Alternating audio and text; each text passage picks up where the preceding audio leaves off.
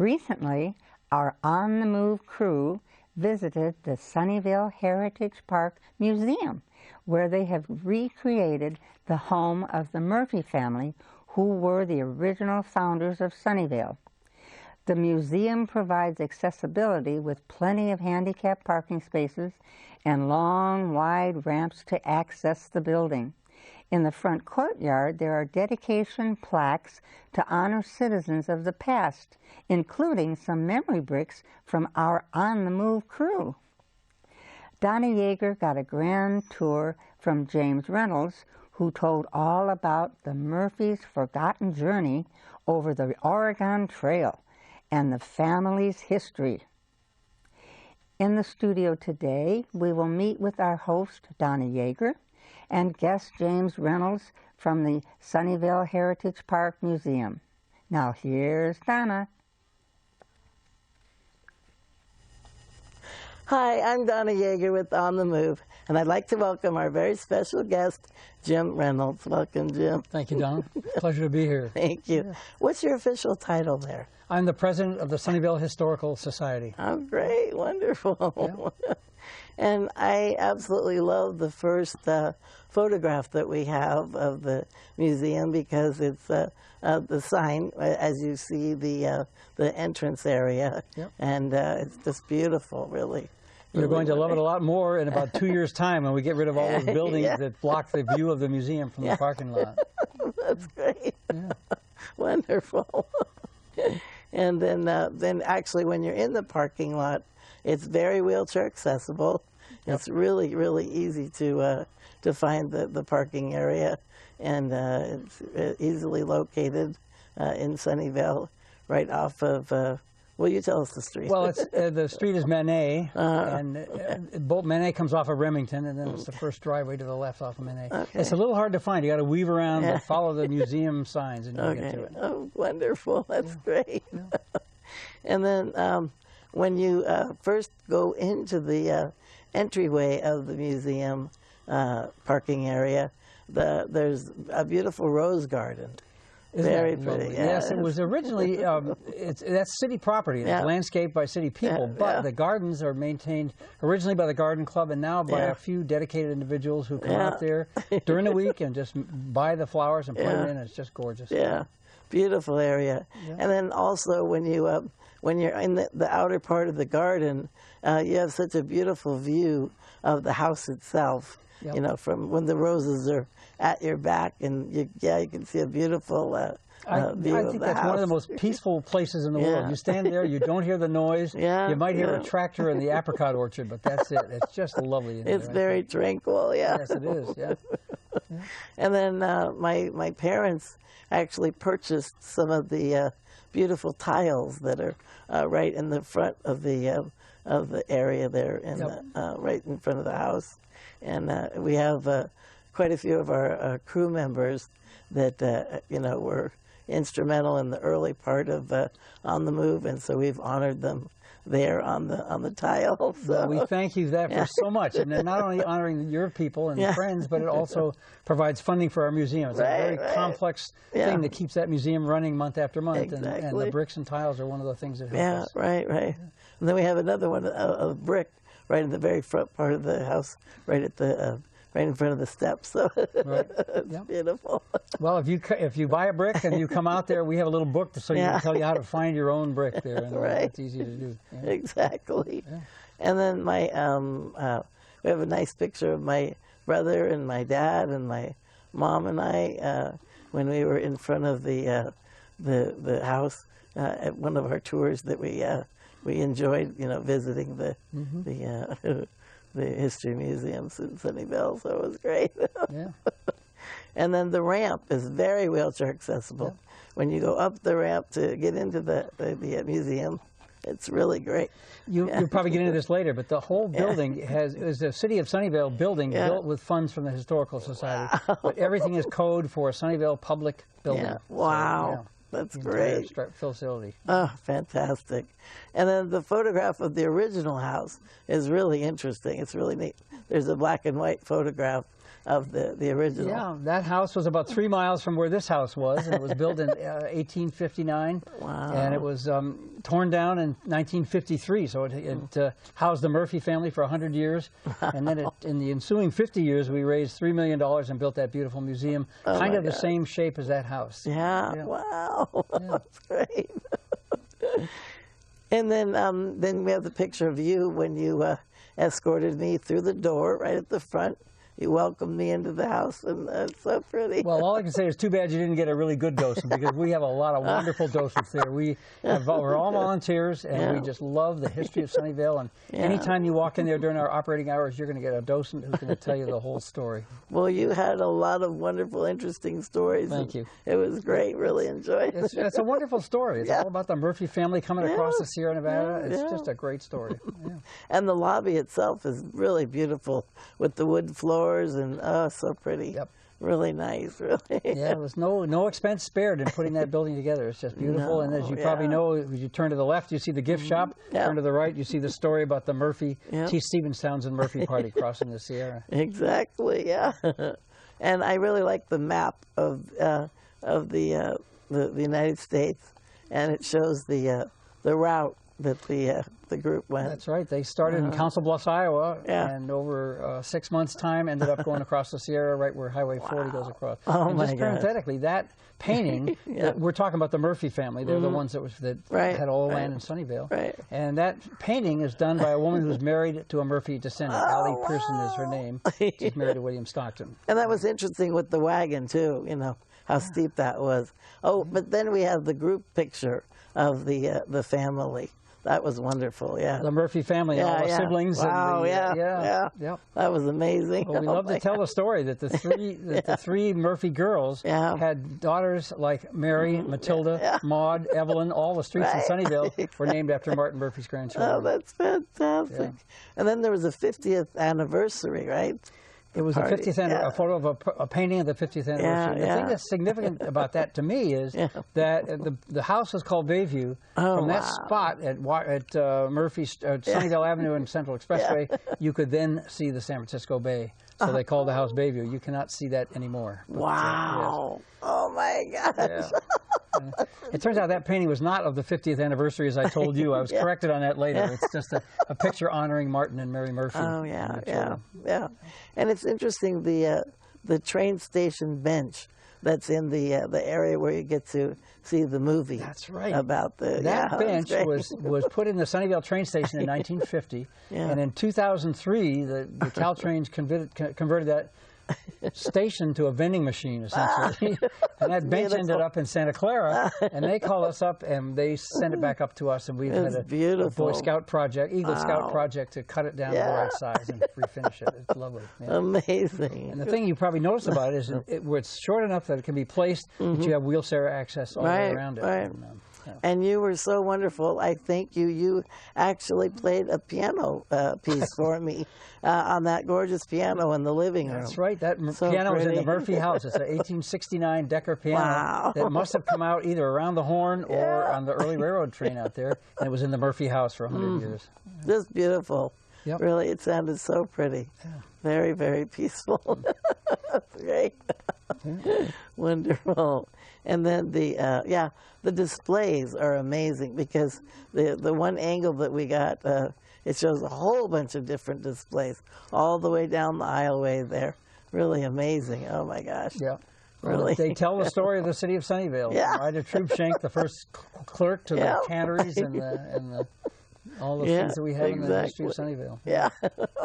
And then the story, we'll come back to it, but I want to, in a little bit, we'll talk about in the bedroom, the bishop actually stayed there. Right. And the Murphys were Catholics, and when they got here, they accorded favor with the Catholic Church. Right. And Bishop Alamany slept in that room. They kept the bishop's bedroom in the Murphy house. Oh, my gosh. That's amazing. Yeah. And then the El Postal that's there in downtown Sunnyvale right now used to be the post office. That's right, the post office. That's amazing. In the same block of buildings was the Bank of Sunnyvale, which is that rounded building right at the corner of Murphy and Washington. Wow. And that was the Bank of Sunnyvale, Bank of Italy, Bank of America, and latterly it's been a pawn shop, which is kind of the reverse of a bank. So, but that's what that building is. It's still there, and it's being opened up with a new business now. And the mural is amazing. I mean, the painting is just beautiful. Isn't that wild? And it's really nice and very accessible in that area. You get to see Moffett Field, and that was almost the time that we moved there. We were stationed there at Moffett. Right. Right before that. You know, well, right after the dirigible. The dirigible. Yeah, exactly. It was quite a while ago because the dirigible Macon crashed in 1935 in Monterey Harbor. I don't think you were there then. No, we weren't there. But it was. We were there in the 70s, early. Exactly, and the big hangar there is just so huge, and that dirigible barely fit into that hangar. We have pictures there that show people like little grains of rice in this monstrous dirigible. Oh, that's amazing. Yeah. And I probably told you this, but it had airplanes inside of us, an airborne aircraft carrier. Drop the planes out, they'd fly, and they'd get sucked back up into it. Wow! Oh my gosh! Yeah. Amazing. Yeah, some just incredible stories of Sunnyvale that happen around here. I know. And it has its own weather inside the hangar there too. Storms and rain clouds and stuff like that. Yeah. Yeah, and a beautiful elevator, wheelchair accessible elevator that takes you up to the second floor, and there's the tech wall is really interesting as well. But that elevator is just beautiful. It really is, and we have the inspection certificate, and it's on our reminder every year to get it inspected, and we pay the bills to get that thing running. But it's important for us because a lot of people of all ages that have trouble getting upstairs, and that includes some of the volunteers that I'm familiar with. Exactly. It's nice to have that elevator. Bring things upstairs. And I wanted to talk about the tech wall too, because that's a very interesting aspect of history. It is, and we figured as long as we're telling the history of the valley, we're at the head of in the heart of Silicon Valley. So we have categories down the left, like consumer products, calculation, computation, avionics, electronics, and so forth, software. And then we have a time axis across the top. So we go all the way back in computation to the abacus, 5000 BC, and then we go forward in time to the calculators and smartphones and so forth. So we take all these categories forward, and we have many, many examples of things. You know, about every third one's a window. You're seeing a thing in there. As well as the text around it. So, And then it was really fun because once you leave the museum, there's a beautiful area on the side of the building that you can see the orchards. They're so gorgeous. Isn't it great? It's beautiful. We came to Sunnyvale in 1962, and my memory of Sunnyvale is the sitting there looking at an apricot orchard with a tractor clattering away going through there, dragging a disc.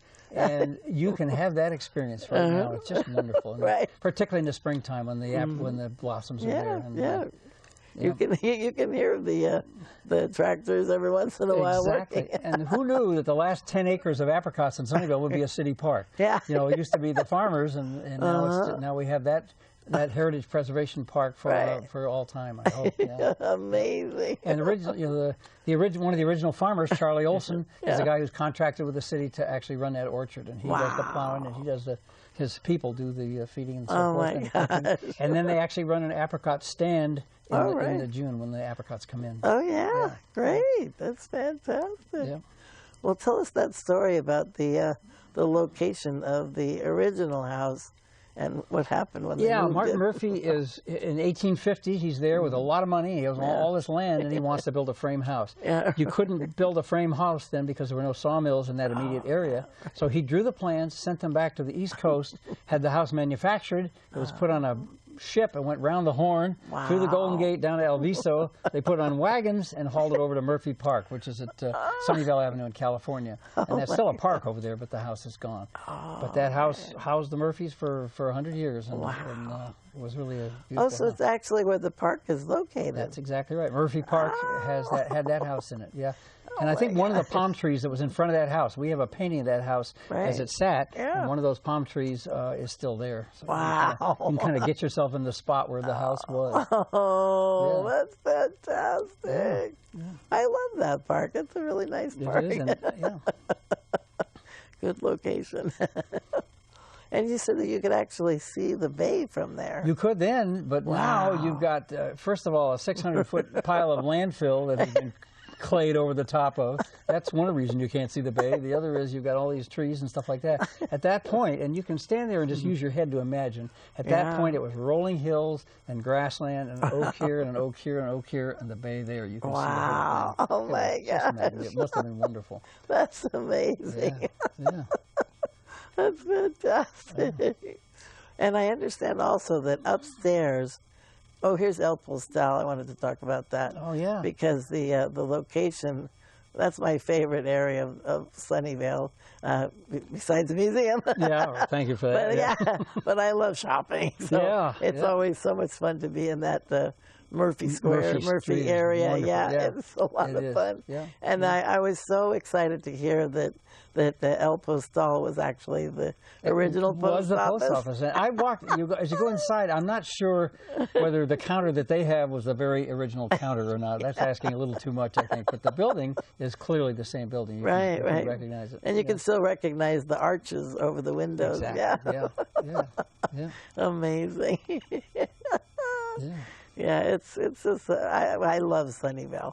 It just seems like such a sweet and friendly and happy place to be. And it's well run, too. It's a model city. It's really a wonderful place to live. I agree with you. I've been here for half of Sunnyvale's life. It was incorporated in 1912. We got here in 1962, so 50 years of Sunnyvale, and we've been here for 50 of those 100 years. All right. That's wonderful. Wow, fantastic.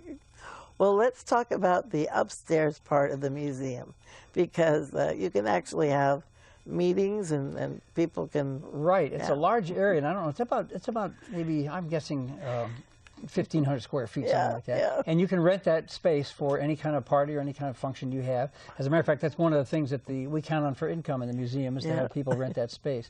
But also we have upstairs, or just outside the top of the elevator, is a special exhibit room where we do rotating exhibits. And right now we have handmade items in there. There's handmade clothes were made during the Depression years by people who were parents or grandparents of people who were volunteers. So all this stuff comes out from our collection and friends of our collection, and we are able to put these exhibits on. Wow. Last one we had was Sunnyvale Organizations in Sunnyvale. The one before that was Department 56 Christmas houses. You know those little tiny houses that were, and those were all, some woman has a ton of those things. Really? And she was able to lend them to us, and we put up an array of those houses. Wow. Just little houses. It was just beautiful. So we do all kinds of interesting things there. That's the way to find out about them is to become a member and read in our newsletter. And we also have a website.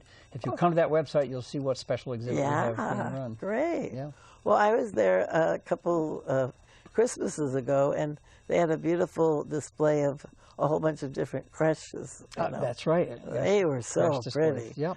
Amazing, the variety, too. Yep. Just incredible. And that was also a person's collection. Plus some other things that came in from different parts of the world. Yeah. And tell us more about the 50th anniversary party. That looked like a special... Yeah, it was Martin and Mary Murphy in July of 1881. Yeah. And they had their 50th wedding anniversary. Wow. And they were going to give a party, and they didn't want to leave anybody out, so they published an invitation in the San Jose Mercury and the San Jose Examiner, San Francisco Examiner, and they estimate that 3,000 to 5,000 people showed up for 3 days that party went on. Wow. And they call it the biggest party ever given in California, which it was up until that time. Really? Yes, yeah. Oh my God. So the Murphys were not only wealthy, but they were able to wanted to spend their money and wanted to share it and spread it around. So it was good. Wow. Oh my God.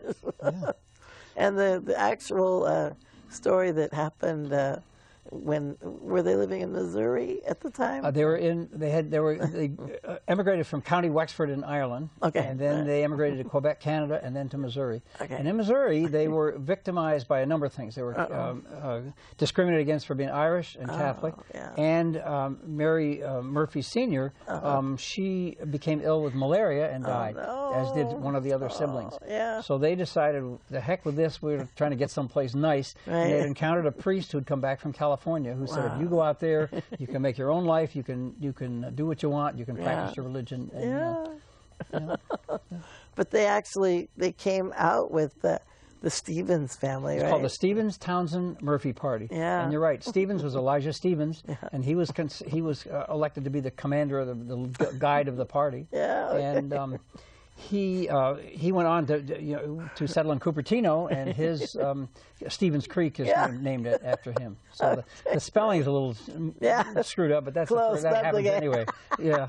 Yeah. Right. But that was, and then the party was really amazing. Dr. Townsend was the doctor in the party, and they were, what they did right was to be well organized. And we tell the story that, the Donner Party ran into all kinds of trouble. Yeah. Stevens Townsend Murphy Party left Council Bluffs, Iowa with 50 people. They arrived in California with 52 people. And you don't have to imagine how that happened. Two of those women knew that they were going to have to give birth along the trail. Oh, my and goodness. They were tough enough to go out there and do it anyway. Probably all the bumping, Oh, my gosh, yeah. Wow. Yeah. Yeah, they were very tough women. Yeah. My gosh. Yeah. Can you imagine? Whoa. Yeah. Oh, that's incredible. And Elizabeth Yuba Murphy was born, if you take Highway 80 down and you get off at Big Bend and Rainbow Drive, right between those two exits on Highway 80, there's a little plaque along the Yuba River that shows where the Murphy Party coming down. They made it across the Sierra. They got a third of the way down, and Mrs. Murphy became due to have that child. So they camped up there for about a month's time while the baby was born, and she got strong enough to travel, and the men came back up to get her. Yeah. Oh my goodness, that's amazing. Yeah. But I think it's neat that those things are marked a little bit. There's a plaque up on top of Old Highway 40 at Donner Summit, and that's a plaque to the Murphy Party, as well as this one along the Yuba River. Yeah. And they named the daughter Elizabeth Yuba Murphy, a middle name that was not a Spanish middle name, but, but to the Yuba River. Well, what is the actual phone number that people can call? The phone number, 408-749-0220. Okay. And that's how we generally, we're open from Tuesday, Thursdays, and Sundays from noon to 4 o'clock. Okay. And that's the time that phone will answer, although Janine Stanek, bless her heart, is there almost all the other times, too. Somebody will answer that phone or we'll take a message on that phone. And what's the address? It's 570 East Remington in Sunnyvale. Okay, great. And that address, actually, if you put it into a GPS, that'll get you nearby, and then you have to be creative like you were. Say, oh, there it is, and so forth, until we take that building down and we can see the museum from the parking lot. Yeah. Well, it's kind of behind the senior center, right? It is, yep. Yeah. Yep. Yeah, but that'll be really good to be able to see it. It'll be more open, and we can landscape the front of it to make it kind of look like an old house. We'll do that properly and get it right. Oh, wonderful. Yep. And it takes funding, to get all this done. It does, and happily, my job as president does not include raising money, because we have people there who are so good. And Laura, her name Laura Babcock, she's an excellent fundraiser and a dedicated historian to Sunnyvale history, and so she's really able to do the things that we want to do to preserve that history. Right. And what was the website address? If you just put in Sunnyvale Historical Society, you'll come up with our website. Okay, good, great. Yeah, let's do a search on it, of course. Or Heritage Park Museum. Either one will get you there. Yeah. And we also, if you want to get on our email list, you can do so from that website, and we'll send you emails of what the activities going on. Okay, great. Yeah. I love your literature, too. It's really interesting to read about it. Well, good. Very good. If anybody wants to become a member, they can get that newsletter delivered to their house. All right. Yep. That's fantastic. And so tell us a little bit more about I mean, it's probably difficult to coordinate and get everybody to, help out with the volunteers. We do. Rosa Romano is our volunteer coordinator. She handles the whole staff of volunteers. She sets up the schedule for docents, the schedule for who's going to run the gift shop. Wow. And we're manning, 150 days a year. You got to get people there for 4 hours, and she does that. But they're volunteers we have a school program there. We had 1,100 third grade school kids come through there. It's a big program where they get to wear clothes of old time school kids. They get to pump water into a bucket and wash laundry and hang it up on a line and beat rugs. It is a phenomenal program, and these school kids just love it. And they frequently will come back and bring their parents back with them. All right. They want to do the tour because they know it. Yeah. Exactly. Yeah. Oh. Well, that's fantastic. And tell us the address and phone number one more time. Sure. It's 570 East Remington. Okay. And then that kind of guides you into it. Right. And then the phone number is 408-749-0220. Oh, good. Very good. Thank you very much. That's awesome. So, but if anybody's interested in either volunteering or finding out more information, they can just give them a call. You can call. You can go to our website and push the button, and we'll take good care of you. That's wonderful. That's fantastic. And I know that the orchard is just right behind there, and the cherries are so tasty. Apricots. Oh, the apricots. Cherries is what Charlie does over on the other side by Matilda there, but we got apricots, and they are delicious. So they're all apricots. Yes. Okay. Yep. I didn't realize that they separated. Yeah. Oh, that's amazing. So over by Matilda, right? That's right. These cherries over there, and Deborah Olson's cherry stand is right on El Camino there by P.F. Chang's. Okay. Great. Okay, well, one more time. What is the phone number? Phone number is 408-749-0220. Not easy for this old man to remember, but I got it, I think. Perfect. Thank you. Well, Jim, I want to thank you very much. I really appreciate you coming. Well, it's been my pleasure. How nice to sit and talk to you about the thing that I love the most. That's right. And hopefully other people will hear it, and we'll be coming around our museum. We'd love to see you come visit us. Thank you. You're welcome. Thanks. And thank you so very much for joining us. Until next time, I'm Donna Yeager with On the Move. Have a We're on the move.